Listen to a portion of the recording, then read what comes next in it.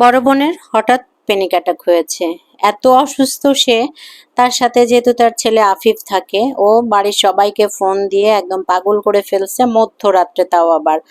পরে কোনো দিক বিদিক না পেয়ে মা সেই রাত্রেবেলা তো আর যেতে পারে নাই, ভোরবেলা ওর কাছে গিয়েছিল, গিয়ে পরের দিনে ওকে নিয়ে ঢাকা আমার বাসায় চলে এসেছে। আর ঢাকা আসা মানেই আমরা ওদেরকে নিয়ে ইবনে সিনাতে যাই। এদিকে মাও কিন্তু ওকে নিয়ে আসতে অসুস্থ হয়ে গেছে, মার শরীরে জ্বর, মা মাথা ব্যথায় ভুগতেছে।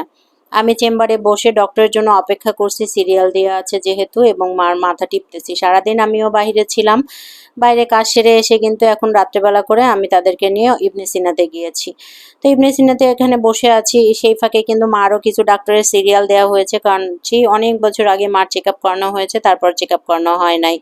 তো বরাবর অবস্থা এত খারাপ, ও আসলে অনেক বেশি টেনশন করে, যার জন্য ভেঙে পড়তেছে। এই জন্যই হয়তো মাঝে মধ্যেই ওর বুকে ব্যথা করে। মার সাথে অনেক ধরনের কথা বলছি, যে ও এখন চাকরিটা বাদ দিক, বাচ্চা দুইটাকে নিয়ে থাকুক, ওর চাকরি করার কি দরকার, নানান কথা বলছি। বুঝি এগুলো অবান্তর কথা, সরকারি চাকরি কেউ কিন্তু সহসা ছাড়ে না। তো ও ছাড়বে না এটাই স্বাভাবিক, কারণ দুটো বাচ্চাকে নিয়ে তো ওর বাঁচতে হবে। মার সাথে অনেক ধরনের কথা বলছি। আজকেই তারা জার্নি করে এসেছে, এবং আসার পরপরই আমি বিকেলবেলা তাদের নিয়ে চলে গেছি, বাচ্চাদেরকে বাসায় রেখে গেছি। বাচ্চারা তিনটা, বরাবর দুইটা এবং আমার একটা, একসাথে টিভি দেখবে।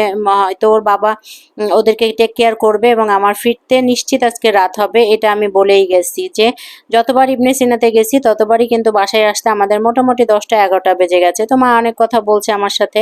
আমার মা হচ্ছে আমার কাছে বন্ধুর মতো। এদিকে বড়াপাকে অন্য জায়গায় বসাই রাখছি, মানে ওর হোল অ্যাবডোমেন আল্ট্রাসাউন্ড দিয়েছি, ওখানে বসাই রাখছি, এবং ওকে পটানোর চেষ্টা করছি। অনেকগুলো ডাক্তার দেখাতে একসাথে 3টা ডাক্তারের সিরিয়াল দেওয়া হয়েছে, সে কিছুতেই রাজি হচ্ছে না।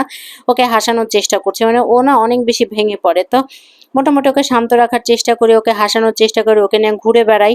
তো এখানে ডক্টরের কাছে, আমরা ডক্টর দেখানোর পরে আমরা হচ্ছে আল্ট্রাসোনোগ্রামের কাছে বসে আছি, যে এখানে চেক আপ করে একবারে বাসায় যাব। যেহেতু আসছি, প্রত্যেকদিন তো আর বাচ্চাদের রেখে রেখে আসা সম্ভব না। আর আমার বরের পক্ষেও সম্ভব হয় না এখন আর সময় দেয়, তো যতটুকু পারি আমি সময় দেই। তো বরপার সাথে কথা বলছি, মা সিরিয়ালে বসে আছে। মার তো একটা ডাক্তার দেখানো, ওটা কিন্তু হয়ে গেছে, অর্থোপেডিক ডাক্তার। দেখেন রাত কিন্তু 9টা বেজে গেছে, মানে এখনো আমাদের কমপক্ষে 1 ঘন্টা লাগবে যে সিরিয়াল আছে সিরিয়াল পেতে। তো বরপার অনেকগুলো চেক আপ দিয়েছে, তার মধ্যে বরপার যে সমস্যাটা মেজর আকারে ধরা পড়েছে সেটা হচ্ছে যে লিভারের সমস্যা। ও অনেক বেশি ঝাল খায়, মেনটেন করে না, অনেক বেশি ঝাল খায়, পানি কম খায়, যার জন্য ওর লিভারের আসলে একটু সমস্যা হয়ে গেছে। তো এই চেক আপটা করার জন্যই আমরা বসে পড়েছি, ওকে বোঝাচ্ছি, মা আমি বোঝাচ্ছি যে প্রপার ওয়েতে ওষুধ খাবি, ডাক্তার দেখাবি, নিয়মিত চেক আপ করবি। এখন যেহেতু আমাদের একটু বয়স হয়ে গেছে, আমাদের কিন্তু নিয়মিত চেক আপে থাকতে হবে। ও না এখন হচ্ছে বাচ্চা মানুষের মতো, আমি ওর ছোট, ও আমাকে বোঝাবে কি, আমার ওকে বোঝাইতে হয়। তা আমি যখন একটু রাগ করছি তখন ওরা সিরিয়ালের জন্য গেছে, তো অনেকক্ষণ আমরা বসে আছি, এর মধ্যে কিন্তু 10টা বেজে গেছে। লাস্টে ওর চেক আপ করানো হয়ে গেছে। আসলে ওর পাশে ছায়া হয়ে থাকতে যতটুকু পারি মার পাশে। এখন আমি মাকে হয়তো ফিনান্সিয়াল সাপোর্টটা দিতে পারি না, কিন্তু সেই সময়টা আমি মাকে পর্যাপ্ত পরিমাণে দিতে পারি, যে সময়টা দিলে মার জন্য সুবিধা হয়। মাকে ডাক্তার দেখানোর পরে, বরপার চেক আপ শেষ হওয়ার পরে কিন্তু আমরা অনেক রাত্রে বাসায় ফিরে এসেছি। তো এখানে আসার পরে যেটা হয়েছে যে বড়াপা অনেকটা আলহামদুলিল্লাহ এখন আগের চেয়ে সুস্থ আছে, এবং ও নিয়মিত ওষুধ খেতে বলছে, আর ডাক্তার ওকে প্রতি 2 মাস পর পর চেক আপ করতে বলছে।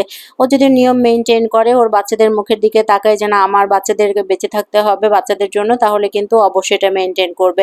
তো আসলে পরিবারের অনেক সময় ছোটরাই কিন্তু সব দায়িত্ব নিয়ে থাকে, যারা দায়িত্বশীল। আমার পরিবারে যেমন 2 ভাই বোনের পরে আমার অবস্থান, কিন্তু সকল দায়িত্বের বেলায় কিন্তু আমি, অর্থাৎ আমি যেভাবে স্ট্রংলি হ্যান্ডেল করি সেভাবে তারা স্ট্রংলি হ্যান্ডেল করতে পারে না। তো যার জন্য বড় বোনের পাশে দাঁড়াইছি, এবং আজীবন আসলে মা এবং বোনের পাশে দাঁড়াবো এইটাই চিন্তা করছি। শুধুমাত্র যে এদের পাশে না, আমি কিন্তু যে কোনো মানুষের জন্য কাজ করতে আমার অনেক বেশি ভালো লাগে, আমার মনে অনেক বেশি মায়া। তো আমার বাবা মার জন্য দোয়া করবেন, আমার বোনটার জন্য দোয়া করবেন সবাই। ওরা যেন সুস্থ থাকে, ভালো থাকে, বাচ্চাদের নিয়ে ভালো থাকতে পারে। আজকে এ পর্যন্তই। সবাইকে thank you for watching, by.